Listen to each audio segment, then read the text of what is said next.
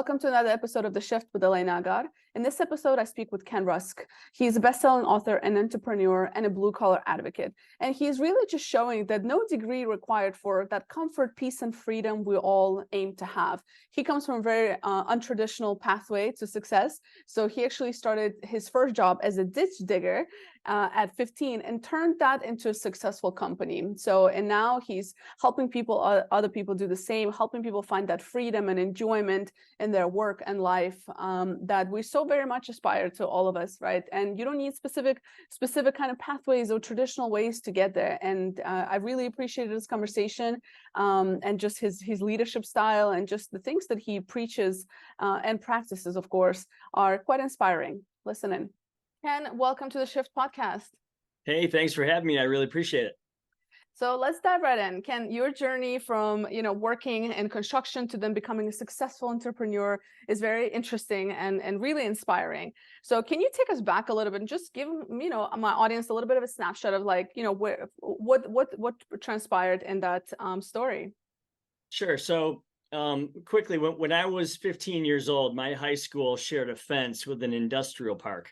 And there was a hole in that fence that we used to cut through after school, and we'd cut through this industrial park to go hang out at the carryout after school. It's just what we did back then. And I remember going through all these thriving businesses. There was hustle and bustle and people running around and energy and tools and equipment and all kinds of things that young guys liked, dump trucks and backhoes and all that kind of stuff. And I remember that I wanted a job like anybody else, right? I needed money for my first car or, go out with my friends or whatever. So I approached this company. I knew somebody that worked there, and I asked them, what do you do? And they were basically ditch diggers. They would dig ditches around old buildings and houses to keep the water away from and clean up old, rotten, smelly basements and that kind of thing. So I said, well, I'm qualified to do that, right? So I jumped in and I started digging ditches in the summertime. And then in the wintertime, I would work in the office when I was still in high school, after school. And so I kind of learned the front and the back of the place, if you will. And when I was 18, I had a choice. I could either go to college or I could continue in the office. And they approached me and said, since you know both sides of this business, we'd like to send you around the Midwest, opening up new branches for us. So that's what I did. I lived out of a suitcase in a car and traveled around, Columbus, Cincinnati, Pittsburgh, Chicago, and opened up new franchises for owners of, that wanted to be owners of this company. So that happened till I was 19, from 19 to 23. Got tired of living out of a suitcase, as I said, and I moved to Northwest Ohio and opened up my own company. We started with 6 people, and now I think we have nearly 200 in 2 locations, and it's been a hell of a ride. Yeah, it's what's really interesting about that is that one, you started working early on, like through high school, and some people do. But what I like about it is that you saw an opportunity and you had that choice. And right now, there's a lot of push, right, for kids like, oh, you have to go to college, and there's a whole other conversation happening. It was like how the college numbers are declining, but nonetheless, traditionally that is kind of what success looked like, right? Like, okay, you graduate high school, you go to college, etc. But then there's so many other avenues, and you're a prime example. So how has the definition of success maybe, changed for you or evolved for you? Because I'm curious, what were you thinking about when you were way earlier in your kind of high school years, and to this is success, right? Yeah, I mean, it was pretty simple. I mean, back when I was in high school, I remember being in econ class and the teacher said, how many of you are going to college? And only about half of us raised our hands. I mean, it was normal. And that still speaks true to the balance of work life today. I mean, in the United States today, there's 167 million people considered full-time employment. 77 million of those people still work with their hands. So about half the country does one of those types of jobs, and they're very necessary. And because they're so scarce and rare now, they're very, very lucrative, right?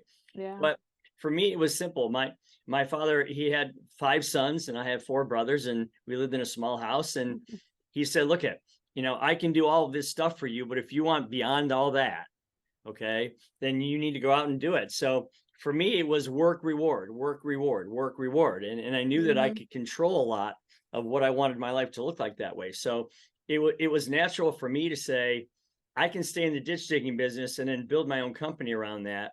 And, you know, I can do what other people don't want to do, right? Mm-hmm. Take advantage of supply and demand, which is crazy powerful if you let it be, Mm-hmm. and build a great life for myself. And that's kind of how it worked. Mm. And that is a unique perspective to have at a young age. And again, maybe it's just, maybe I don't come across maybe I come across different kinds of young people these days, but it's just not what and I work with youth all the time, and it's just not the mindset. But I absolutely agree that those kind of jobs are very lucrative. And as long as you're willing to put in the work, there's a lot of really great success stories that come out of that. And there is something to be said about working with your hands, right? So there's something to that. But I'm curious though, I'm sure that you've had your own share of like doubts throughout. So, or maybe not, right? But what mindset shifts did you kind of have to make maybe to continue in this journey until you actually opened up your own business? And I'm sure that required a different mindset shift as well. Well, you know, if you can't ever get anything in life without seeing it very clearly first. And I don't care what it is. I mean, even if you go to the mall to meet your friends, there's a visualization process that happens from the time you get out of bed, you know, get ready, put your clothes on, get in the car, drive there. You're anticipating this entire event that's going to happen. Hmm. And if you can't see something, you will never get it unless you just by happenstance it falls in your lap. And waiting for that to happen is a loser battle, I can tell you that. So for me, it was all about, I constantly had things in front of me that I could see. I even teach this in my coaching today. In the book Blue Collar Cash, I talk a lot about how designing your life is something that everybody has the ability to do. I don't care whether you're 15 or 50. You can visualize, you can use that side of your brain. You can draw out what every aspect of your life could be for you, what I call your comfort, peace, and freedom. Okay, your nirvana. And if you can get any human being to see what they want their life to look like, then get out of their way, because it's going to happen for them. And that's where entrepreneurship is born. People think entrepreneurs are these special people that are born with these special gifts. Not at all. All it is they have certain qualifications or certain characteristics like perseverance and resilience and, you know, faith and courage and initiative and simplicity and generosity and vision. And all those things stay dormant inside of you until you have a reason for them to come out. And when you start to see what you want your life to look like, all those characteristics show up. That's why I say any one of us can be an entrepreneur as long as we know what we want our life to look like first. That's the very first step. Yeah, and I think that's a difficult step. I think a lot of people struggle to try to figure out what is it they want to do. I'm curious your thoughts on this, because I'm sure you do a lot of mentoring within the space and also by writing this book. But what I found is that people have a hard time articulating what is it that they actually want, and it's usually very basic. So you usually have to dig really deep in order for people to really dig down. Oh my God, I can't speak. Dig deep down inside of them in order for them to uncover those things. So have you run into that, like in your world? Yeah, but I will tell you this, it's because nobody ever asks the question. I mean, Mm, if you think about it, you said it earlier, we are so pre-programming our generations to say, you got to go to high school, you got to get good grades, and then you got to get a scholarship, and then you got to go to college, and then you got to get a degree, and then you got, you know, that's called, it's the opposite. It's kind of an if-then life, if you will. If you do all those things, then you can have a good life. That's crazy, okay? You need to start with what you want your life to look like first, and then take one of the many paths to getting there. And I will tell you, you can take the most unresponsive, non-committed person in the world, and if you ask them, you know, what do you see? What's your favorite car? What's your favorite house? What's your favorite pet? What would your perfect vacation look like? What if you had $100 and you had to give it away? How would you give it away? What would be your sport or your hobby or your health moment? You know, what would all these things look like? And if you start asking them the question, now you're opening up a side of that human being that maybe they haven't really used before. But once they start doing that, you know, dreams and hopes and wishes start to become plans and pathways and realities. And that's why I say, we think that this generation is kind of aloof and they don't know what they want or where they're going, but that's because nobody asks them that. It's we drag them along this path, we get them all loaded up with debt in college, and then they come out and look at us and they go, wait a minute, you're my parents, you're my teachers, you're my guidance counselors, you're supposed to be leading me here, and that's not what you did.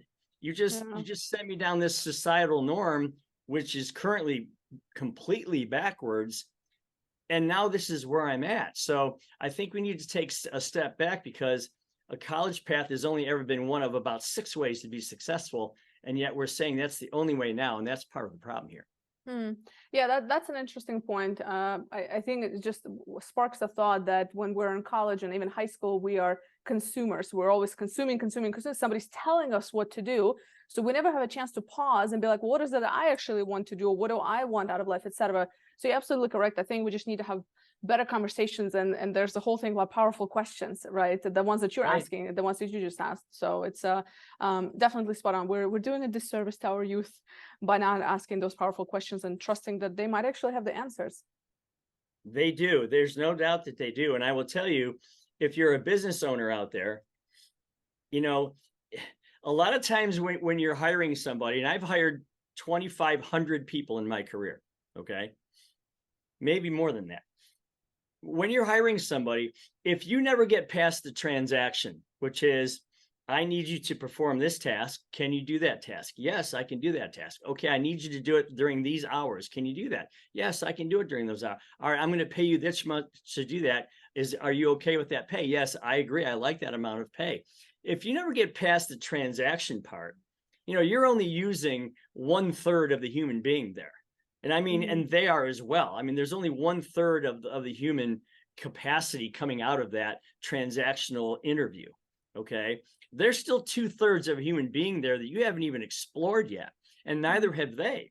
And the 2/3 that I'm talking about are, why am I here? What are my hopes and dreams? What do I want to accomplish? What's my 1, 3, 5-year plan look like? What do I worry about? What's my retirement going to look like? How can I consider this a career where I'm at right now? Can I get what I want for myself with and through this company? Can I be selfish here? And I don't mean selfish at the detriment of others. I mean selfish, focusing on me first and the company second. Because when you get that half of, or that 2/3 of the human being involved, you've now got yourself an entrepreneur. Find 10 or 15 of those and surround yourself with those people. Your company's going to go so much further than you ever could have taken it yourself. And therein lies the secret to success and hockey stick style growth, because now you've got people that are in it to win it for themselves. And oh, by the way, you get to win along the way. So it's just a whole nother philosophy that people, I think, are only now starting to awaken to embrace. Yeah, and it's what's interesting is that what I often hear, at least in the corporate world, is that the people that are responsible for developing, the team members are usually so overwhelmed. And that's the biggest problem with middle manager, right? It's just overwhelmed, on the verge of burnout, etc. But yet that is the magic formula. And as we both know, talent and retention are the biggest challenges in organizations today. And it's like, so it's almost like a chicken egg situation, right? It's like they have to do this, but then it sounds like they don't have time. So like, how to find that balance? Well, I can tell you there's a secret to that, and I've discovered it about 30 years ago. And I only say that because I had to. When you're dealing with 200, again, ditch diggers, people who are up to their knees in rubble and dirt and mud and whatever, and jackhammers and concrete and all that kind of stuff, you better have a really cool place to work, or else you're going to lose them to everybody else. And I mean, the landscapers, you're going to lose them to bricklayers and to everything else, right? So I had to have a cool culture before it was cool to have a cool culture. I mean, I'm talking a long time ago, right? So what we did early on was we took the job title of, corporate officer of cool, okay? And we took that away from HR. because HR is overwhelmed and they're just spinning and spinning and spinning. And they get really irritated when people don't treat the people that they hired very well and they quit. And now they're having to do it over and over and over. So we have two separate people. We have an HR person, and then we have, the CEO of Cool, okay, the chief cool officer, if you will. And that person does nothing but create an awesome culture, an awesome environment. They do things, all the things that you can imagine, like music and color and energy and recognition and all the different enhancements, and putting people's names up in lights and remembering all the milestones, like the birthdays and the anniversaries and all those kinds of things. And then all the bonus plans and all the things that you can do, the food programs and all the cool stuff, right? The offsite programs and everything. And what you end up having is, people say, well, I can't afford to spend. Baloney, because you can't afford not to. Because what this person does is they create an environment that's so fun that you attract people, you don't lose people. And we all know how much it costs to hire somebody. I mean, you're talking, I heard the other day, one person could be $1,200 to $4,000 by the time you all in. Yeah. So, you keep 10 people that way and you just paid for the chief cool officer, right? Yeah. So yeah, it's just a thing that people need to embrace, because if not, you're just going to get into that revolving door, and that's no way to live. Yeah, and it just comes down to investing, and then I think that's what it comes down to. And sadly, these kind of initiatives are the first ones to be cut when economy is a little bit questionable and there's a lot of uncertainty, and it's usually the opposite thing of what leaders should be doing. So I always say, like, they have to choose their pain. Like you either save here, but then you're going to lose long term because people will leave, and the turnover it costs thousands of dollars to companies. So I absolutely agree with that point. So you also you have that book behind you that you mentioned. So talk to me a little bit about what inspired you to write the book.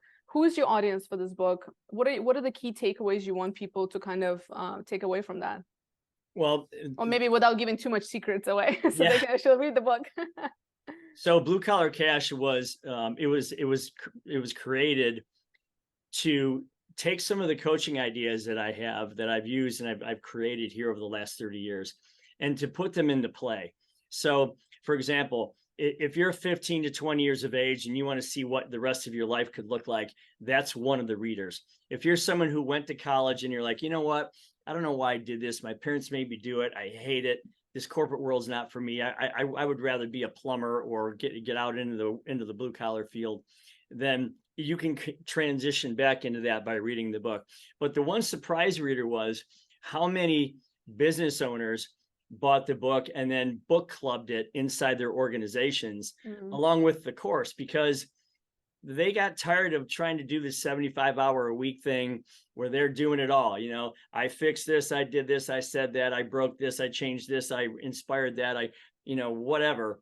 And they just can't do it all. It's just too hard. So the takeaway is, if you want to build a group of entrepreneurs that surround you and help you drive your company forward, and then you reward them with money or things that your company doesn't even have yet. So it's not like you're spending money that you have now, because you're only going to reward them on the gain of the company, right?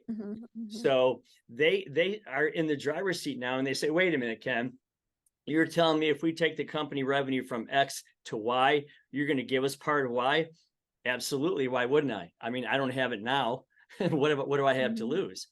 And so to me, that was the biggest surprise reader of the book. And I think that's what made it go so crazy. I mean, it became a bestseller last fall, and I couldn't believe it. I'm just totally grateful, and I'm very blessed to have that process happen. But yeah, it's been a great thing to do. In fact, I'm getting ready to do another one. That's amazing.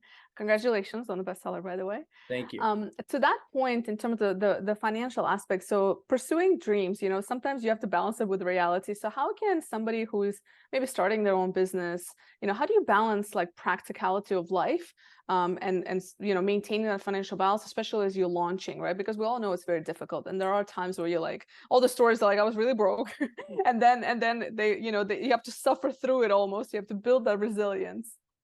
Yeah, I think the goal is to again, to replace yourself as quickly as you can. And I know people think that, well, it's hard to afford that. But again, I say it's hard to afford not to do that, because as an entrepreneur, if you try to do everything all the time, you are only going to accomplish one thing. You're going to hold back your company's exponential growth.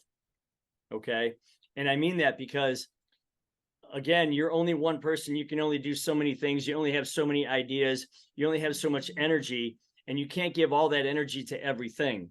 So one of my goals is to tell people, make yourself, and this is controversial, I have to tell you, but make yourself irrelevant to the company as quickly as you can.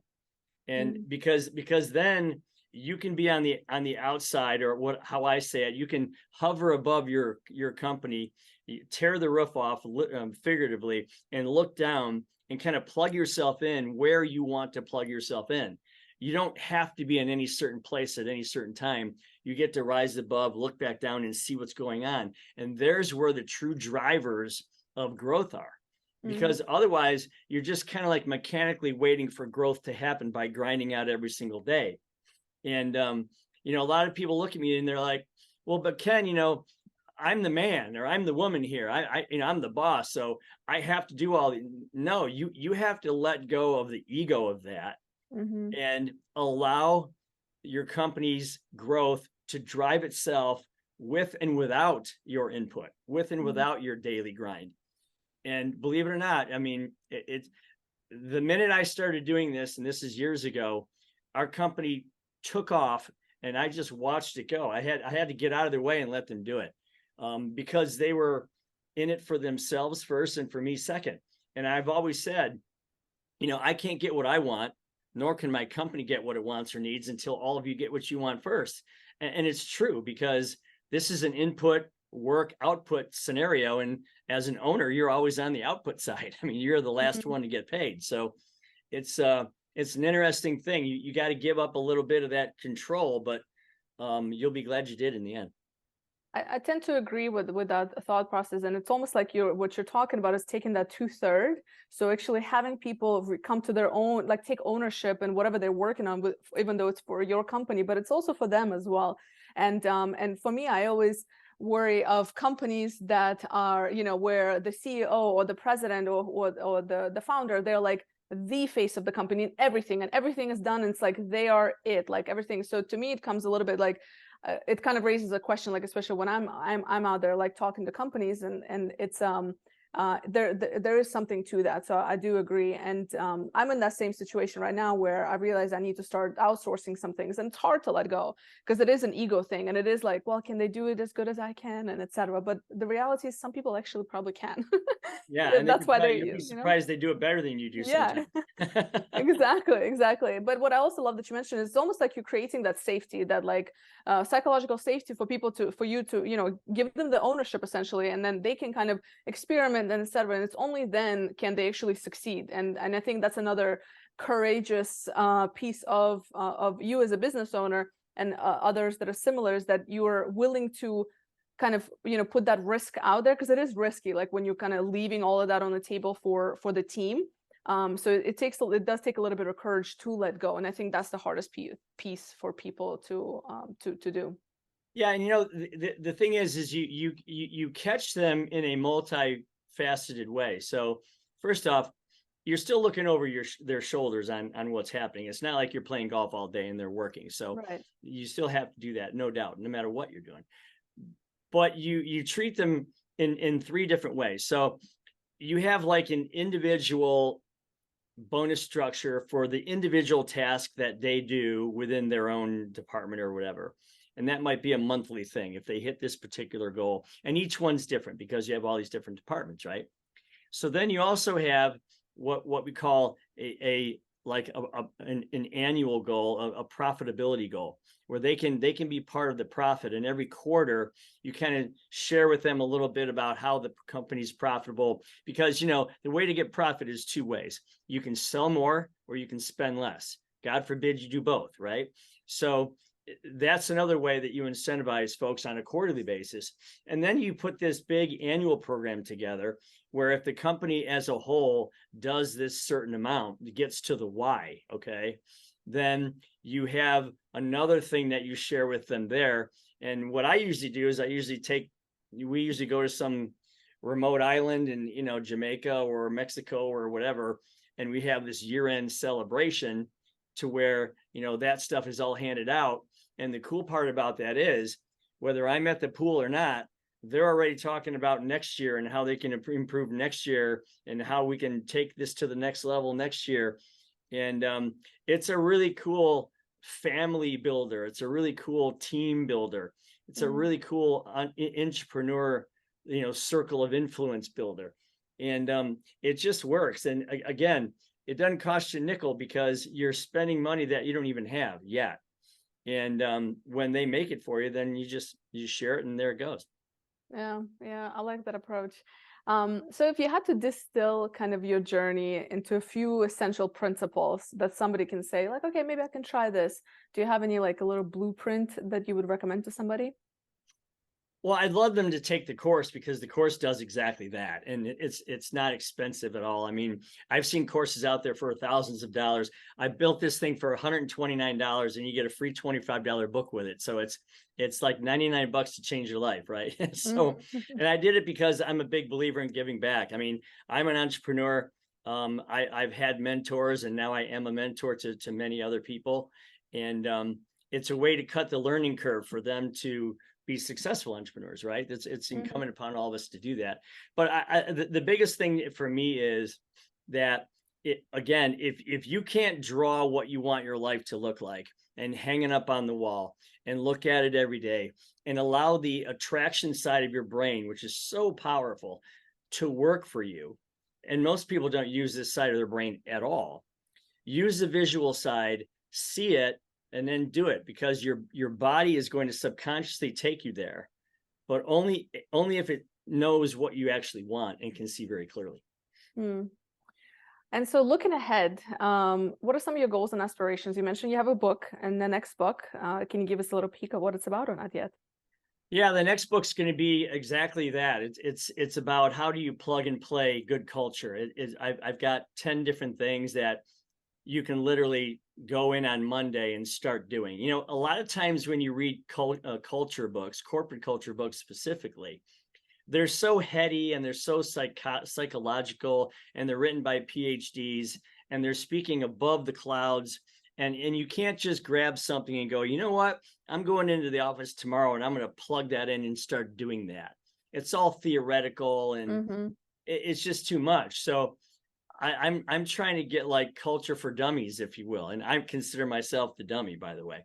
So it's one of those things where I just wanted to make it to where people go, okay, so I can just do these things, and I even give them links to where to go find some of this stuff, and then just plug it in and go. And I guarantee you will see two things happen. You'll see your culture improve greatly. You'll see, well, more than that. You'll see a lot less turnover. And for sure, you'll start to see the entrepreneurs kind of show themselves. And then you surround yourself with those people, and then look out, because you're going to take off like a rocket. And do you have a release date or not yet? We're writing it now. It should be sometime in the next 6 to 8 months. That's how publishing works. But I can't wait for it to come out. Any other aspirations on your mind? Well, I'm always doing something. I mean, I've always got my next international golf trip planned, or my next boat trip planned, or my next car race that I'm going to do, or I'm going to build a new corporate headquarters hopefully this coming year. So there's always a 1, 3, and 5 year thing going on, because I don't think you can live life unless you're anticipating a lot of things at the same time. It's just like you anticipate a vacation, right? There's so much fun to plan and to think about and dream about, and you can see, smell it, you can hear it, you can taste it. And so I like to do that in every aspect of my life, have something to anticipate. And one of the coolest things is, in 3 months I'm going to be a grandfather. So that I'm looking. Congratulations! Congratulations! You. You might throw all the other plans out of the window. Yeah, right. That exactly. might be just it. They might be back seats to that. That's for sure. That's amazing. And so, what do you do to keep up with all these things? Like, do you have like a routine, some kind of habits that you implement on a daily basis?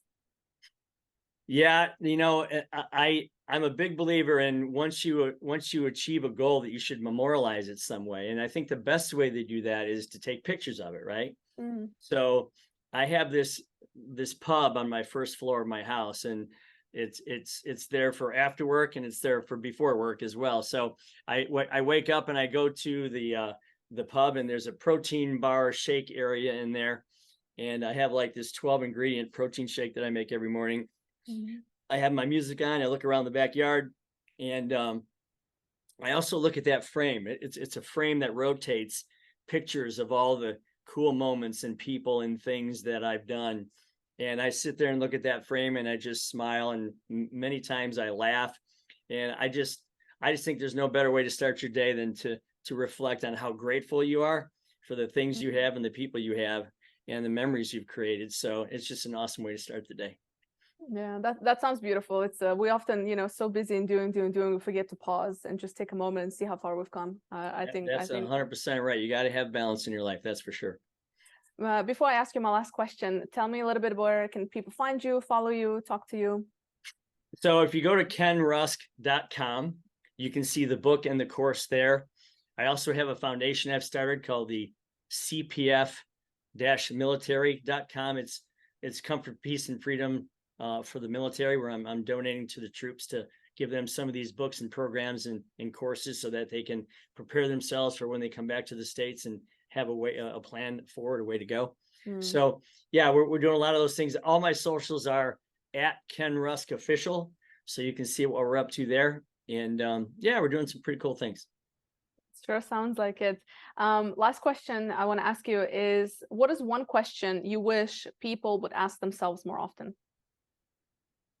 Am I in control of my life?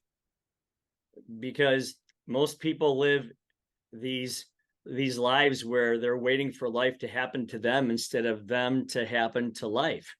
I mean, we don't live to work. We work so that we can live. And what I'm interested in is, what's the live part look like? It's a beautiful question. Ken, thank you so much for being on the show. I look forward to having you back when you release the next book and hopefully chat about that a little bit more. Happy to be there. Thanks a lot. Thanks for having me today.